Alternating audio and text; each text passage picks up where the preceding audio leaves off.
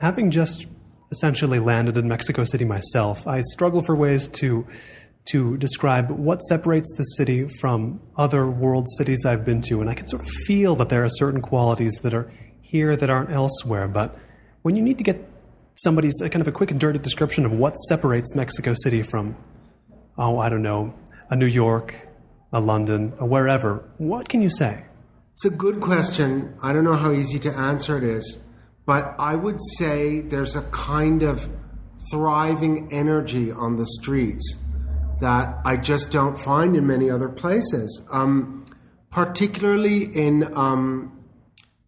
the Centro Histórico, which is the oldest part of the city.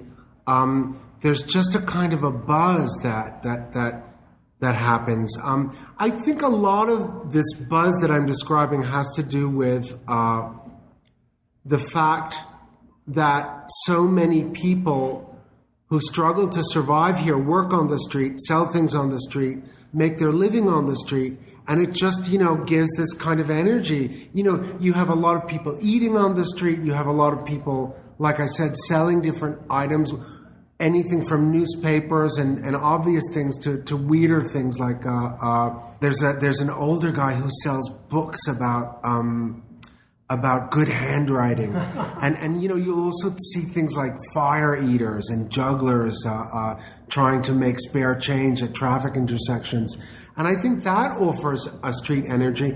And yet, in some of the nicer residential neighborhoods, you almost have this small town feeling. People sitting in cafes and you wonder if they ever go to work. There's this kind of nice lazy energy. And in a lot of the city, one of the things that I most like about my neighborhood is that within a couple of blocks, you can solve almost any urban problem. There's a shoemaker and a locksmith and a laundromat and a dry cleaner and a couple of cafes and a bakery, and I'm 2 blocks from a metro, a subway station, and that also gives it a street energy that's very vibrant and at least that's my point of view. That's what might separate it from some other cities.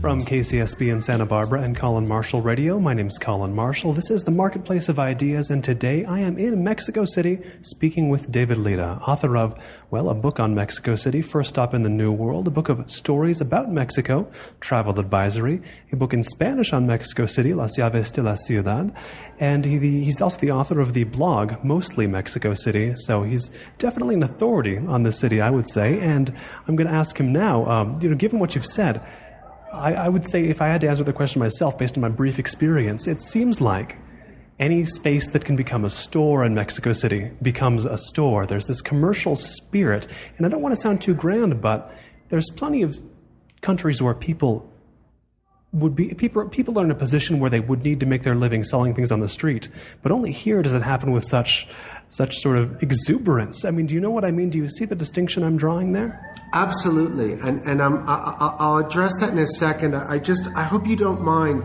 that for the listeners who might be interested in finding out more about Mexico City, I wanted to give the address of my website, which is www.davidlida, that's LIDA.com. Something that is kind of funny to me, and I think this addresses the question you just raised, a lot of Mexican intellectuals and academics sort of take the United States to task for being what they call a consumerist culture. Yet, I think in Mexico City, people love to buy things and love to spend their money. So your description of everything being turned into a store is very evocative to me. And I would just add that it doesn't actually have to be within the confines of a building. I mean, stores are literally set up on the street. Every neighborhood has what's called a tianguis, one day a week. They're also known as markets on wheels. So they'll block off a couple of streets in a neighborhood, and the fruit and vegetable vendors will set up their stalls right on the sidewalk or right in the middle of the street, and people will walk through them on the sidewalk. There's a lot of flea markets in this city. There's a lot of sales of old clothes that people get from God knows where.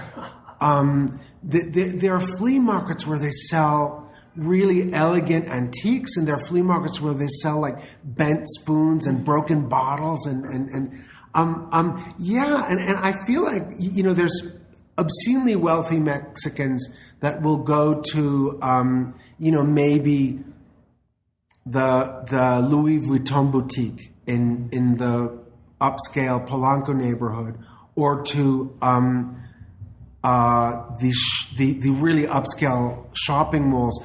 Saks Fifth Avenue, the only outpost, I believe, outside of the United States that Saks Fifth Avenue has is here in Mexico City, which gives you an idea of the disposable income of certain people. But then there's people who've got, like, you know, no money, and they spend like the 5 pesos they've got on some used garment or a broken bottle in these other flea markets that I'm talking about. Shopping malls have gotten much bigger in the last, I would say, 5 to 10 years. The first shopping malls in Mexico City were built in the 70s, and they were huge, kind of, you know, impossibly huge shopping malls on the outskirts of the cities. But the new trend is to build smaller ones in the middle of the city, making them convenient to you know, local shoppers. And they all have the same merchandise. Most of them are small outposts of multinational stores like Zara or clothing stores and things of that sort, C&A. I mean, they're more European than US based, these multinationals, but some of them, like Zara, you can find in the US. It strikes me as kind of funny, you know, I think of an American traveler, especially a young one, coming down to Mexico thinking, you know, I've got to get away from this oppressive consumerism that I grew up around. So they come to, say, Mexico City, and they find themselves in an intensely commercial place, but somehow the ideas behind the word consumerism and that oppressiveness don't seem to apply here. I want to know more about what you think the line could be between this sort of amazing commerciality here and what people say when they say consumerist. I don't know. I mean, I think it's the same thing, to be honest. I mean, I think those intellectuals that take pot shots at the United States for being consumerist aren't really looking at what's in front of their face here. I mean, I think the pleasure of going and buying something is, you know, a worldwide epidemic. I mean, I like going shopping. I mean, the problem is that becomes like the only pleasure for a lot of people. That's the disease. I mean, I don't think there's anything wrong with going and buying stuff, but if that becomes like the center of your pleasure, like people who don't also, for example, in Mexico City, there are great bookstores, there are great museums. There's lots of theater here. There's a lot of really first-class cultural offerings, but a lot of people would rather just go to the mall instead of taking advantage of them, and that, I think, is a problem.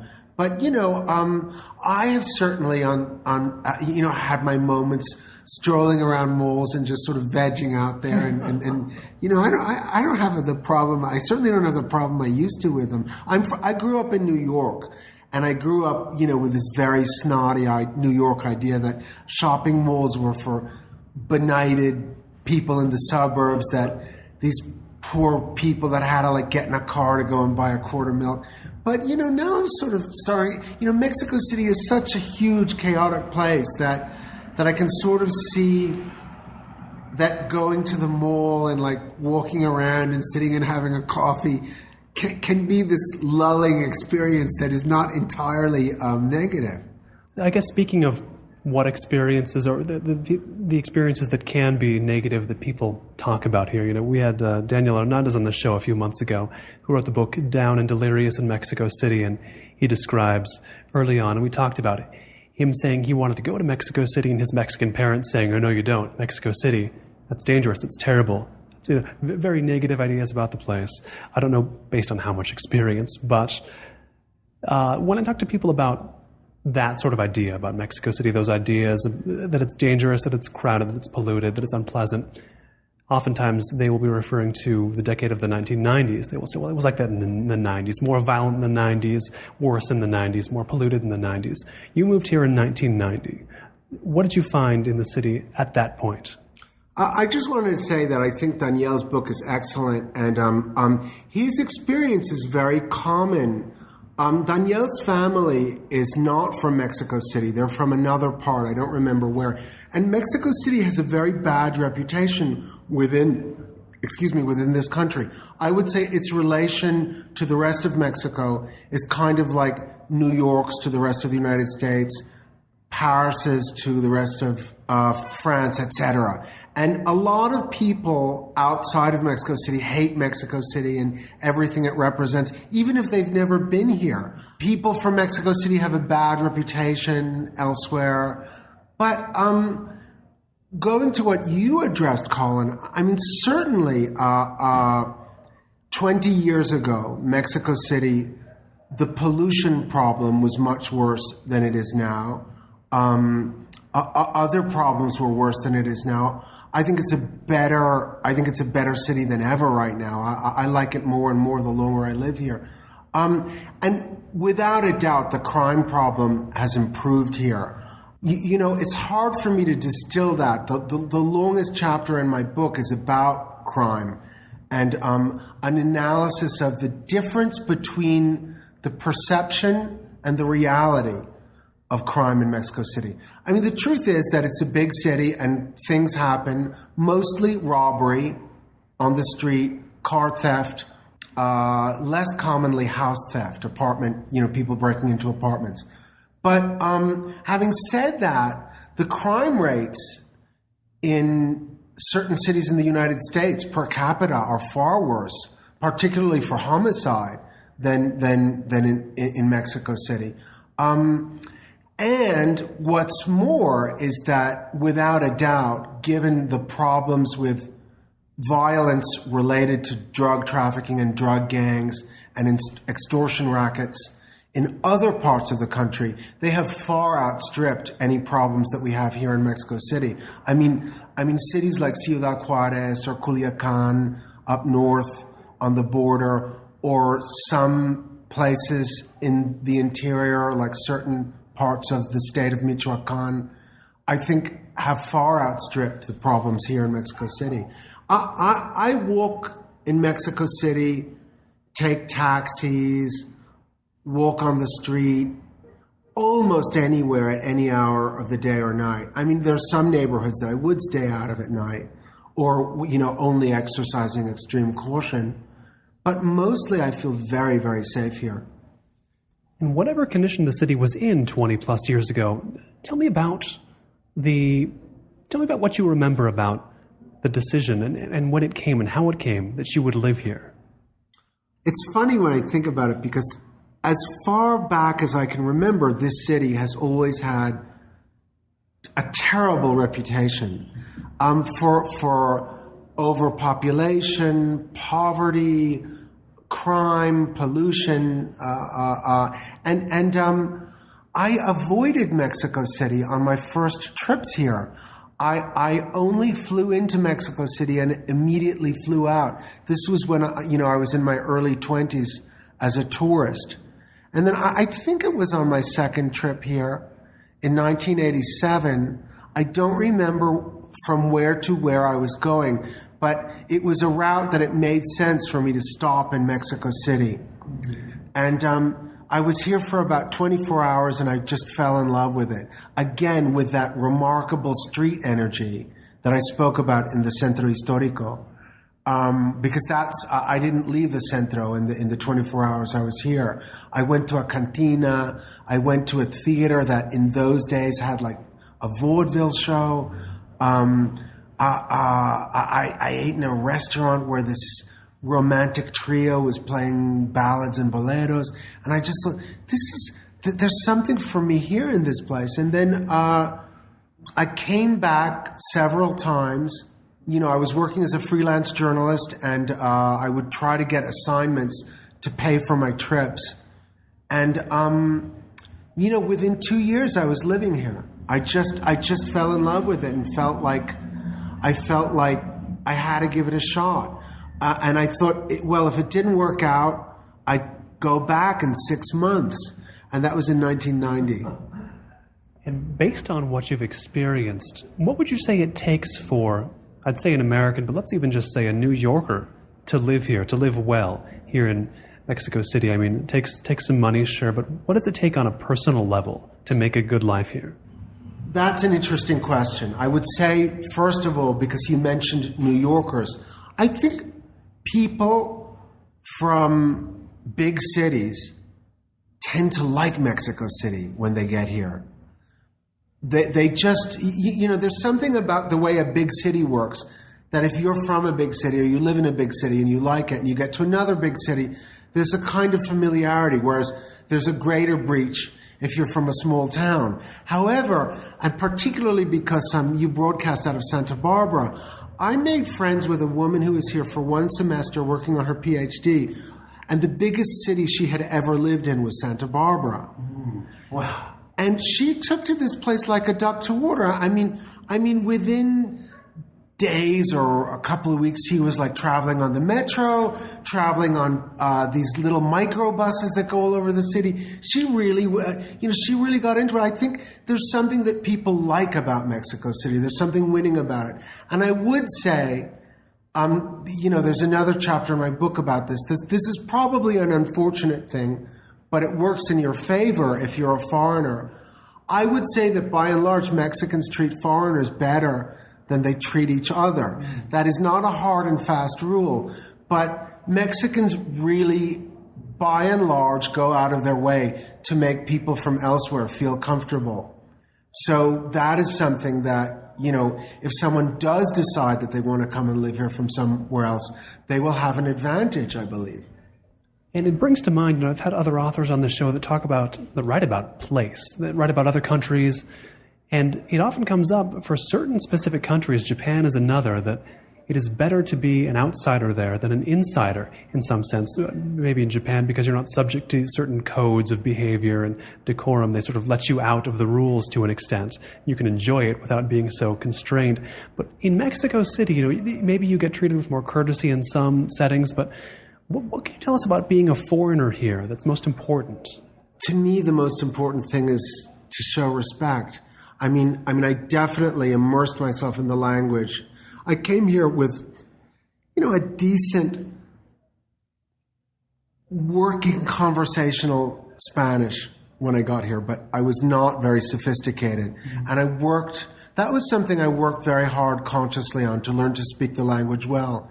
You know, I tried my best to respect the ways of being here without losing patience too much, as one can easily here, or getting angry or upset about, you know, things that didn't make sense to me. And just also, and this is also, it worked for me because of my own interest and curiosity and the kind of a person I am, just listening to people, you know, listening to the stories they had to tell, what they had to talk about, and really paying attention to what the people are like. You know, you mentioned these various foreign writers coming to live in a place and finding that it was advantageous to be in another place. I think that when foreigners go to whenever we travel to other countries, there's a possibility that we might focus on details that the local people just take for granted and don't observe that much. I would say that the highest compliment that Mexicans who've read my books about Mexico have given me is that I have noticed things that they didn't notice and introduced to them parts of their city that they didn't know. I don't think anybody has ever... People have been very nice to me about my books, but I don't think I've gotten anything more flattering than that. Tell me a little bit more about the difference between writing about Mexico City for an English-speaking world audience and a Spanish-speaking world audience? I think, in general, for a foreign audience, you have to include more context analysis and explanation, or it helps to do that. Whereas for a Mexican audience, you can just go right into the story and they will be more likely to understand the inferences because they know what the codes are. They live here. If you've just tuned in, this is the Marketplace of Ideas, and I'm Colin Marshall, sitting down this week in Mexico City, talking about Mexico City with David Lida, author of First Stop in the New World, Las llaves de la ciudad, and the blog Mostly Mexico City, as well as the book of fictional short stories, if that's not too redundant, Travel Advisory, Stories of Mexico. If when this broadcast is over, you want to hear the conversation again, it's as easy as downloading the podcast from colinmarshallradio.com, the official Marketplace of Ideas website, or going on Apple's iTunes and searching in the iTunes store for the Marketplace of Ideas. Either in the iTunes store or on colinmarshallradio.com. Of course, the podcast archive is completely free for the download. If you want to keep up on all things Marketplace of Ideas, get the news delivered straight to your inbox on the Marketplace of Ideas mailing list. You can sign up for that at colinmarshallradio.com as well. Click the Marketplace of Ideas logo, and there on the show's front page, you'll find the details. Very simple, very easy, very quick on how you too can sign up for the MOI mailing list. Now back to the conversation with David Lida about and in Mexico City on the Marketplace of Ideas, cultural conversation of the depth you demand. And whether Mexican or foreign, when you're writing for an audience that has not maybe been to Mexico City, how much of a burden do you feel to go through the whole spiel that I kind of went into at the beginning of this, the whole, it's not that bad spiel, setting up the context of it not being the hellish place somebody might think it is? Yeah, that's a really interesting question. I don't feel that's my job. I don't work for the Tourist Commission, and I would like people to understand that this is a great place, but I have to do that in my way. I mean, a guy blasted me on my blog just for the last post that I put up, saying that I only wrote about bad things, which isn't true. I write about good things too, but he was very sensitive. I think he's Mexican, lives in Chicago. I think he was very sensitive to some of the negative things I published. But I mean, some of the negative things about a place are fascinating. There's something going on right now. There's a program called Mexico Today, and they pay bloggers to write positive things about Mexico. And I'm they approached me. I'm very uncomfortable with a situation like that because I think that the government might better spend its money in other ways of trying to improve this bad image that Mexico has and maybe attack those problems a little bit more directly. I said to the person at Mexico Today that I would only do it if there was like no editorial interference and I could put whatever I wanted. And I never heard back from them. So, that might indicate. But the thing is, I do think that every interesting place has its problems and difficulties. I mean, I don't think if any place really is, a rosy, nice place, I would probably be pretty bored there, quite fast. Right. It sounds like the project of doing what that government bureau wanted you to do is quite at odds with the project of, as you said, listening to Mexico City, really absorbing the city, telling the stories that you draw from it. It sounds like, and correct me if I'm wrong, but the people you talk to, the people whose stories you get, have the same sort of yin and yang view of the city. They'll tell you horrible stories, but they'll tell you great ones as well, maybe in the same breath. Is that about right? One of the things that is most fascinating about Mexico City is that there's a very thin line between comedy and tragedy, joy and misery. And one can live through all four of those things in the same day. And, Interestingly, not all of the people that I've met and talked to here that you might think would be really miserable, like people who sell things on the street or people who live very difficult lives or lives that we would consider very difficult in a country like the United States. They're not necessarily so unhappy as you might think, and some of them have had surprisingly good luck. There's a guy I know who sells newspapers on the streets who's managed to save enough money to build a house in his hometown. And you don't make a lot of money selling newspapers on the streets, but he lives very frugally.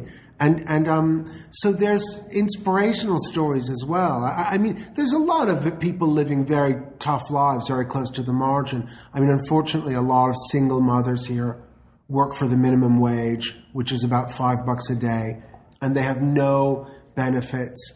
And they're working for outsourcing outfits such as Manpower or places like Manpower.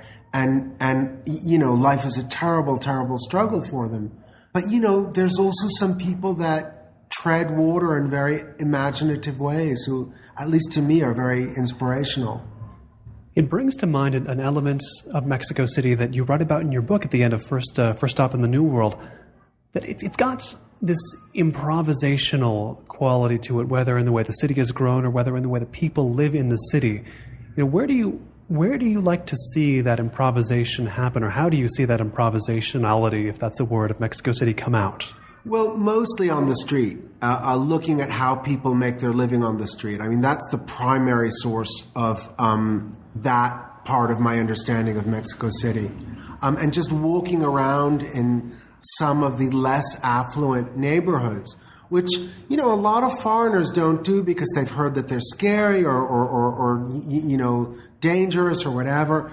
But, I've gone to and still go to a lot of neighborhoods that have worse reputations than they deserve. And you just see this energy and this imagination in places like Ciudad or Iztapalapa or the outskirts of the Centro Histórico, like Colonia Guerrero, and a couple of neighborhoods that I feel like it's interesting they're starting to become gentrified, like Santa Maria la Ribera and Colonia Tabacalera. These are neighborhoods that had really bad reputations until quite recently, and little by little they seem to be improving. You see more internet cafes and restaurants and bars, and however slowly they do seem to be improving. So it's a fascinating city, and since it's so big, it changes very quickly, and I mean, some things stay the same, but like I said, I think it gets better and better all the time. I want to go back a little bit before First Stop in the New World to your book of short stories, Travel Advisory, and many of them seem to me to be built around. And whether the reader takes an image of that was happy or that was sad or that was scary from an individual story, they all seem to be built around instances of something someone might think is bad in Mexico, like tourists who get into trouble, kidnapping a maid who might not seem to have much of a future. Tell me about the construction of these stories. And, am I right in saying that there's a kernel of some negative idea about Mexico that you then build something more complex from? It's interesting you mentioned that, because when I wrote that book was published in 2000. I was in a much darker place in those days than I am now. I mean, for no good reason, because I really have no explanation for this. I consider myself much more optimistic than I was in the days that I was writing those stories. But there's also something I should say about the form of a short story. My favorite short stories, I mean, the ones that I'm most influenced by are, I probably won't remember all of them, but there's an Irish short story writer named William Trevor, Paul Bowles, the American short story writer who set most of his work in Morocco. These are stories that all end tragically or disastrously or in a really terrible way. And I sort of feel like if I read a short story that doesn't end terribly, I'm disappointed. I want my money back, you know. Right. So it's partly the form to me.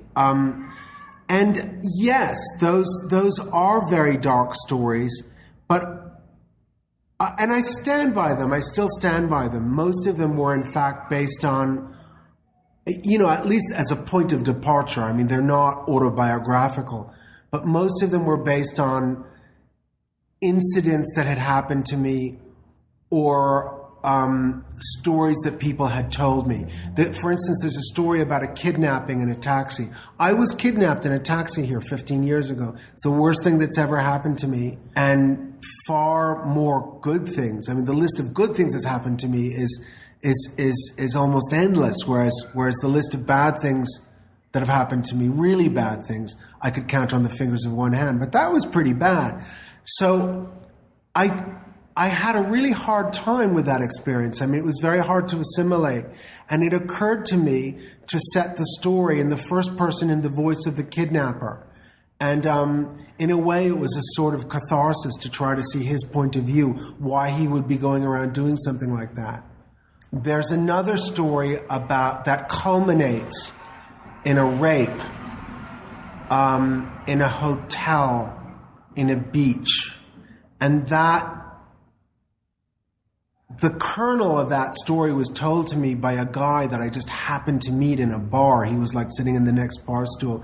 And when I told him that I was living in Mexico, he told me this story. And even though it had happened like more than 10 years earlier, his voice still trembled when he talked about it. And that made a big impact on me. So I sort of imagined, you know, he's not in that story. I made the couple that's visiting the beach in Mexico, you know, other people more or less that I'd met.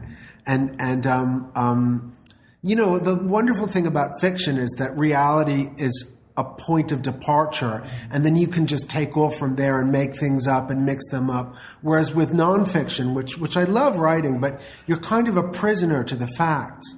So the joyous thing about writing Travel Advisory was that I was able to make things up and, you know, take some guy or woman that I met somewhere and stick them in a situation that, you know, they'd never been in, that, you know, maybe I'd been in, or that I'd read about, or that someone had told me about.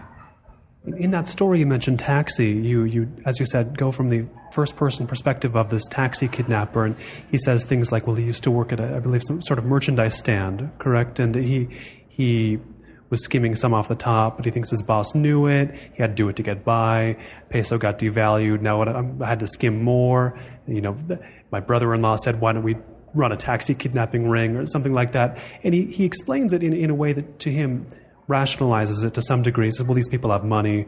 If they didn't have money, they wouldn't be living where they do. I'm skimming off of them, essentially. So that you're able to empathize impressively, I think, with a taxi kidnapper. You know, the type of person you had to, you know, endure the operation of. You know, he had that guy had that same ring going. You know, his story was probably similar to the one you write. But when you talk about the story that ends in a rape, you have something more than crooked cops there. You know, you've got. Could you get inside the head of the rapists in that story, I guess, in the way you could the taxi driver? It seems like a difference in kind almost, a difference in kind of person, or is it just degree? I mean, how do you see the separation there?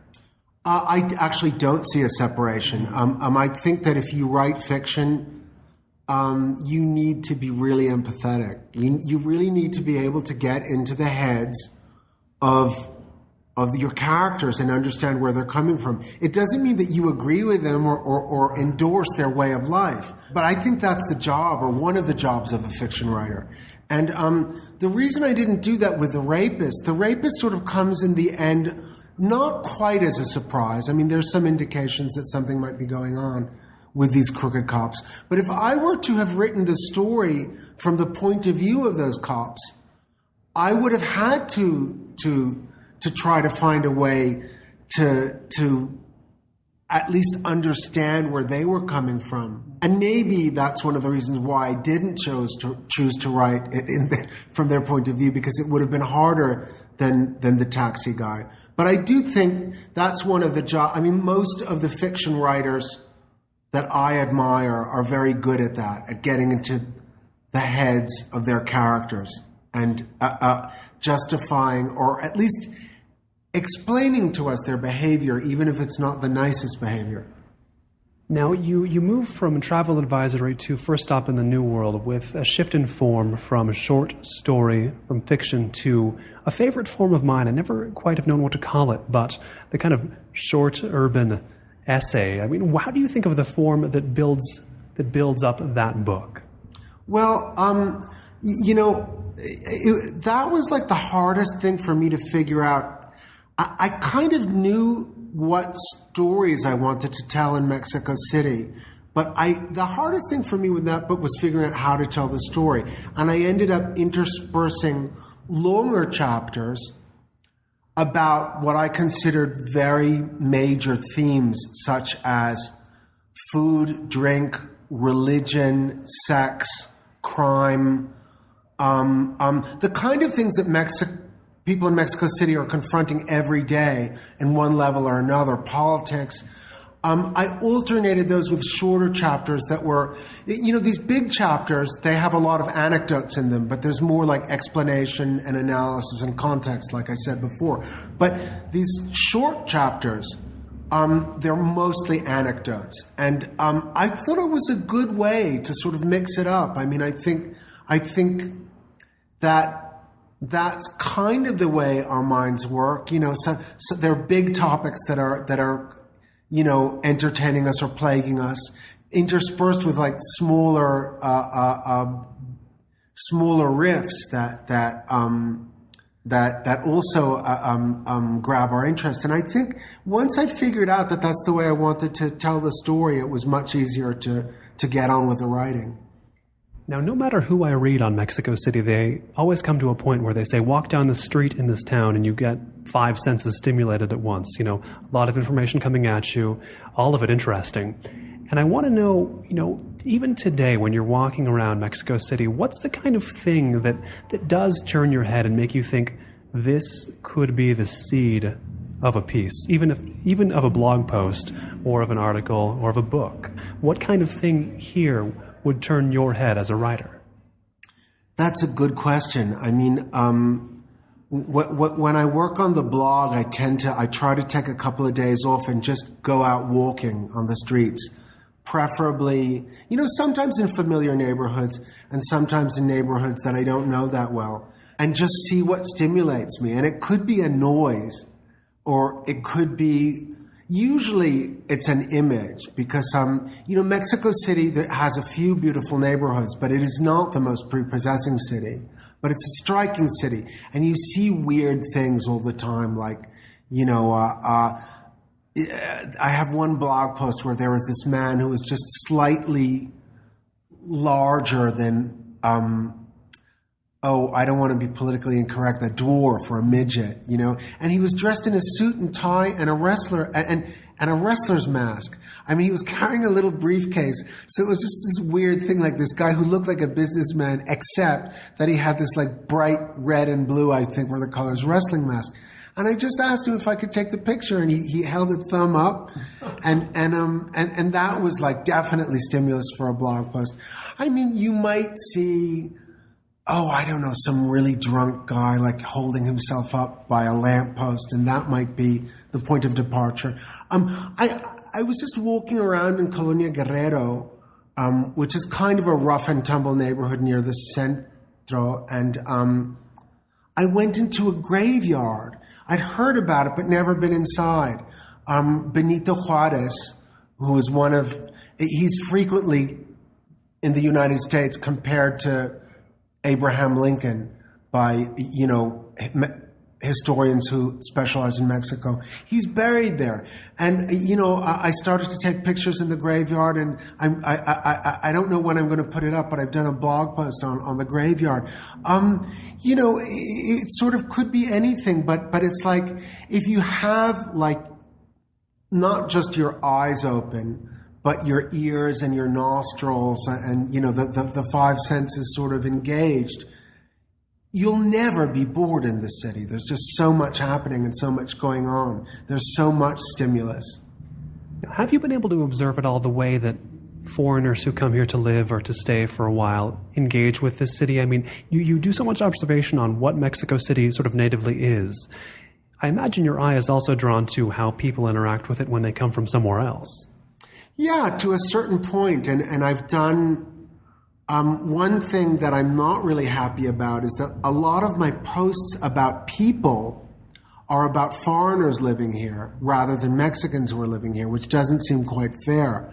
But I'm very engaged in... I think I've had a good experience in the sense that, compared to some other people, because a lot of people who come to a foreign country, they come because they've got a job and they have to go to an office every day, and their life is basically centered around where they live and where they work, and they don't get to know the city that well. This city being so huge is pretty hard to get to know, and all of my work has gotten me really around the city, and really I've been able to get around and get to know it and get to weird parts, and often find an excuse to get to some part that I don't know very well and explore. And so I feel lucky that, much luckier than, I suppose she was lucky in her way. I knew a woman who was here for 3 or 4 years as the hair care brand manager of Procter & Gamble. So her job was like figuring out how to increase the market share in shampoo here. Well, good for her, and she really liked that job. I think I'd shoot myself, but that was a good job for her. But that, again, she was mostly relegated to her job and her work. And then there were a couple of other neighborhoods where she and her husband liked to go out to restaurants. So their experience, which was a good one, I know they were happy while they were here, was very different from mine, which has been like going around to weird neighborhoods and just engaging my senses and writing about it. And if I recall correctly, this woman was Argentine? Or? No, Silvia is from Spain, and her husband, who works for a French market research company, is French. And they I think they were really happy here. They just frankly left because there were better job offers elsewhere. Just tuning in, this is the Marketplace of Ideas, and I'm Colin Marshall. This week, I'm sitting down with David Lida, who writes a lot about Mexico City, actually sitting down with him in Mexico City at his home in Condesa. He's the author of First Stop in the New World. He's also the author of Travel Advisory, Stories of Mexico, and the Spanish-language book Las Llaves de la Ciudad. You can find him online as well at davidlida.com, where he blogs about Mexico City. If you want to keep on top of all the developments in the Marketplace of Ideas, where the show is going, where it's been, what's coming up, what has passed by, all kinds of things in all sorts of tenses, you can subscribe to the Marketplace of Ideas mailing list at colinmarshallradio.com. Just click on the Marketplace of Ideas logo, and there you'll find on that front page the simple, easy, quick, fast instructions on how you too can sign up for the mailing list. And if you want to hear this or any other broadcast again as many times as you'd like, whenever you'd like, download the show in a podcast form at colinmarshallradio.com or on Apple's iTunes. Search in the iTunes store for the Marketplace of Ideas. Either way, you'll be able to get any interview the show has ever aired since the beginning onto your iPod, onto your computer, onto your Zune, onto whatever device you want to put it on. I hear even cell phones do that these days, but my cell phone's old, so I'm not so sure. Now back to the conversation with David Lida on the Marketplace of Ideas, cultural conversation of the depth you demand. And, the way you write about whether they are Spaniards or French or, we say foreigner, and people will think when listening to this in the U.S. that means Americans in Mexico City. But really, there's a lot of context here. You can think of Mexico City in its relationship to Mexico, in its relationship to major U.S. cities. I would say it resembles L.A. a little more than not, I suppose. You could put it in context with the Spanish-speaking world, with Latin America, with the world in its entirety. What have you found are the interesting ways to frame Mexico City in terms of just the scale you see around it, what you want to compare it to, what kind of picture you want to put it in, what kind of map you want to put it on? That's a great question, and I've never actually thought of that. And I believe that the answer is complicated. I think Mexico. One of the reasons that I like Mexico City so much is that it has relationships to many different places. Obviously, the geographical proximity to the United States makes the U.S. a very strong influence in a lot of ways. Principally economically, they're major trading partners. Mexico City has a significant foreign population of people from other countries. Maybe not as much as, say, London or Paris or LA or New York, but you see, at least in certain neighborhoods, there's notably foreigners here. But there's Americans, but there's also a lot of Europeans here, and a lot of South Americans. They see advantages to living in Mexico City that maybe people from the U.S. wouldn't necessarily see or be as interested in. For example, South America, many South American countries have been hard hit economically in the last years, with the notable exception of Brazil. So you see a lot of Argentines here looking for work. You see a lot of Europeans here setting up businesses, often restaurants, but sometimes stores and other kinds of businesses. Like I write about a guy from England who's got some like fancy sneaker boutiques. I mean, they see a need that could be filled here that other people haven't seen yet, perhaps. The restaurant scene here, I think, gets better all the time because there are these foreigners who are trying their luck putting up a restaurant from their country, serving those kinds of food to Mexicans. And I do believe people in Mexico City like novelty, so that a lot of these restaurants actually do pretty well. There's this way that I've talked about Mexico City, and that it's a way that has come up in conversation about the place many times. It's to frame Mexico City as something like a European country of 20 million embedded in Mexico. Like it's of Mexico, but it's also another country within Mexico. How much can you credit that way of thinking about Mexico City? Well, I mean, there's certainly European influences here. And there are certainly United States influences here. But I would maintain that Mexico City, by and large, is a very Mexican city, despite the preponderance of shopping malls, these new restaurants, the presence of the foreigners. You still get things. In every neighborhood, you'll hear at a certain hour of the day a shrill whistle, which means there's a guy downstairs selling steamed sweet potatoes that have been steamed in honey. You hear another abrasive noise that means the knife sharpener is there if you want to run downstairs and get your knives sharpened. Those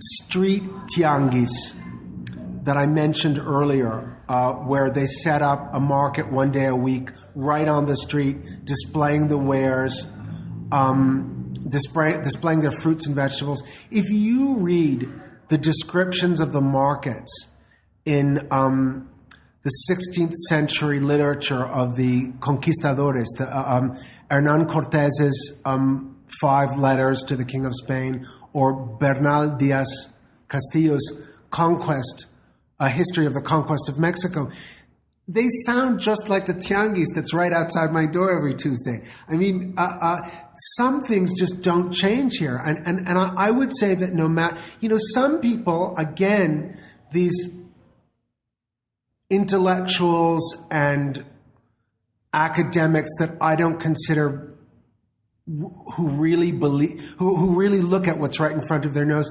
say that Mexico City has become like a very gringo type city or this or that. And I don't believe it. I think overall Mexico City is a very Mexican city. When you're traveling outside of Mexico and other major cities, in non-Mexican major cities, do you sense absences that make you think this place could use a little more Mexico in it?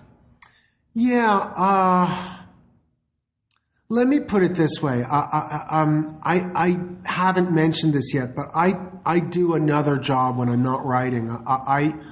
I'm what is called a mitigation specialist. And I work for lawyers in the United States who defend Mexicans who are facing the death penalty in jails over there in the U.S. And, basically we're just trying to get the death penalty off the table.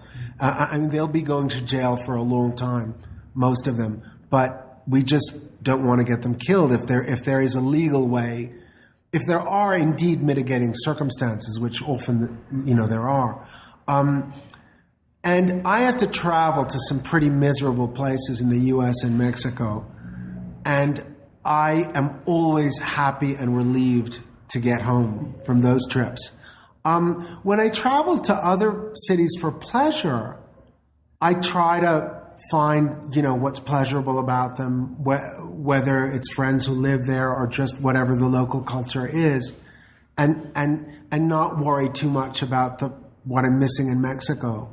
But I really feel at home here. I've never felt as at home anywhere else that I've lived, and I do miss it when I travel, and am almost always happy to get back, unless it's been like some incredible vacation and that was too short. But I'm very happy to live here. I often read that the great novel of Mexico City, after maybe the mid-20th century, has not been written. Do you agree? I absolutely agree. And I think there are very few novelists who've written about Mexico City in a very interesting way. And I think that the interesting writers who've written about Mexico City have mostly been nonfiction writers, because it's very hard. I think the reality of this city is far more interesting than the imaginations of most writers. The one notable exception I would make is, and I'm in a long line of people who talk about this book, is The Savage Detectives by Roberto Bolaño, who is a Chilean who only lived here, for a few years in his late adolescence. And then, something like 20 years later came out with this mammoth novel. It's something like 600 or 700 pages, but it's a real page turner. It's not like it's not a difficult read. And I think he really captures at least a certain essence of Mexico City and what it means to be young here, what it means to have like a dream of being a writer in Latin America, and what the consequences of those dreams are. I think it's a marvelous piece of work, and one that I would venture to say no Mexican novelist, at least that I have read, has equaled. Bolaño's distance from Mexico City in terms of time and in terms of nationality, is that maybe a necessary condition to write about the city well, or is it just, well, we have a literary genius here, he can do whatever he wanted? But do you think, I suspect maybe having that distance and then using your imagination about Mexico City, that helps you use your imagination. Do you think that is at all credible? I think in the case of Bolaño, it is the second thing you mentioned. I think he was a literary genius who could do whatever he wanted. I think in the case of other writers, some writers benefit from distance, and other writers lose from distance. Other writers need to be near the place they're writing about to write about it convincingly, I'm not comparing myself to any great writer, but I would have a hard time, like if I were living in Japan or something. I think I would have a hard time writing about a place, that was thousands and thousands of miles away. So to tap into the explorations you've done as far as using different forms to describe, to convey Mexico City, I'll throw this out there. Tell me what you think of the idea. But since Mexico City is a city with its own form, just as a city, it's of a form that no other city has. Do you think that it commands a literary form that hasn't been used for any other city? I mean, do you need to break some boundaries to really to really get this city on paper? Not that you can get it all on paper, not that anybody could, but do you need to go beyond the ways people have written about cities so far? I mean, do you even suspect that might be true? Yes, I do suspect it might be true. I think that's a very interesting observation. I mean, I can tell you that when principally when I was in the first stages of writing First Stop in the New World, I read a lot of other books about cities to see if I would be inspired. And they were like all examples of what I did not want to do. I didn't find any that I thought, yeah, that's what I want to do. The only writer that I read that really kind of beckoned at me in a very interesting way was Joseph Mitchell, who was a journalist from New York. Well, he wasn't from New York, but he lived in New York his whole professional life. And he wrote principally for the New Yorker magazine between the late 1930s and the early 1960s. And there are collections of his work, notably one called Up in the Old Hotel, that just have the kind of enthusiasm, energy, irony, willingness to go for the odd story and the perhaps unexpected story. He was like my biggest influence for writing First Stop in the New World. But frankly, he was almost the only influence because I had such a hard time finding other books that I knew I wanted to write about Mexico City today. I didn't want to write a history of Mexico City. And most books about cities include a lot of history. And I knew I wanted to write a broad panorama, which is hard. I mean, most books about cities tend to focus on have a narrower focus. Like either if they're broad, they'll be historical. If they're not broad, it'll be about like 3 elements of that city, or it'll be about my childhood in the city, or, whereas I was hoping, and Joseph Mitchell sort of pointed the way, that if you just take a lot of different themes and a lot of vignettes and anecdotes, and you do the right ones, you'll end up with a mosaic that gives you a complete panorama, or as close to a complete panorama as possible. Like you said, I don't think you can ever write about the whole city, but, you can try to do it as completely as possible. And I place this mosaic that you've made with First Stop in the New World on a sort of timeline, and I see it first. I see, of course, coming after it, Daniel Hernandez's Down and Delirious. I see the late John Ross's El Monstruo.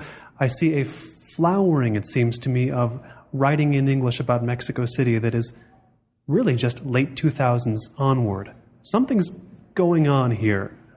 What is it? Do you think there's something going on here? Well, first of all, I love that 2 books as good as John's and Danielle's came out after First Stop in the New World came out. I never, ever wanted to have the last word about Mexico City. I just wanted to open up the dialogue because, in fact, what you say is quite true. Before, the late 2000s, if you were looking for a book about Mexico City, besides a guidebook, like The Lonely Planet or Moon, you wouldn't find it. You'd find very little, particularly if you don't speak Spanish. And I just, I only learned this later on after my books that have been written so far were written. But I realized that all my books are the kind of books that I would have liked to have read when I got here to Mexico City, had they existed. And they didn't. So I just had to go and write them. And but I like the fact that other people, that I'm not the only one. I mean, this is one of the most interesting cities in the world.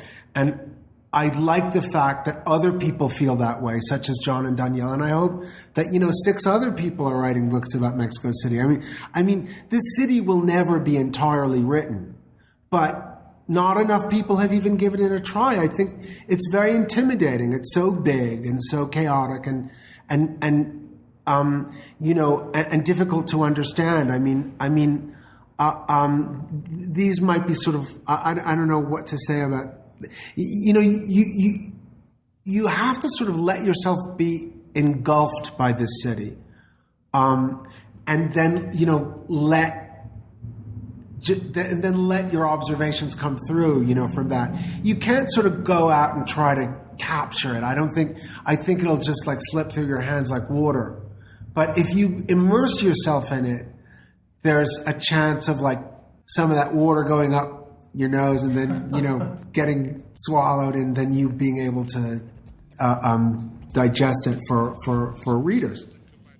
I've been speaking with David Lida, author of First Stop in the New World, Travel Advisory, Las Llaves de la Ciudad, and the blog, Mostly Mexico City. David, thanks for taking the time today.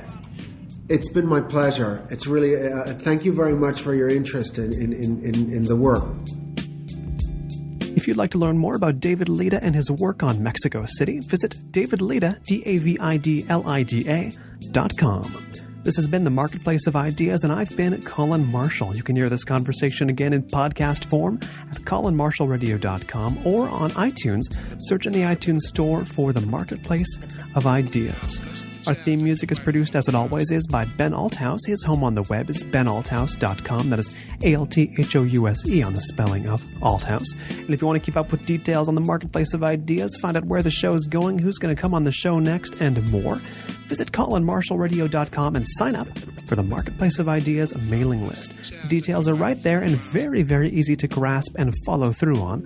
Right on the front page of the show at colinmarshallradio.com.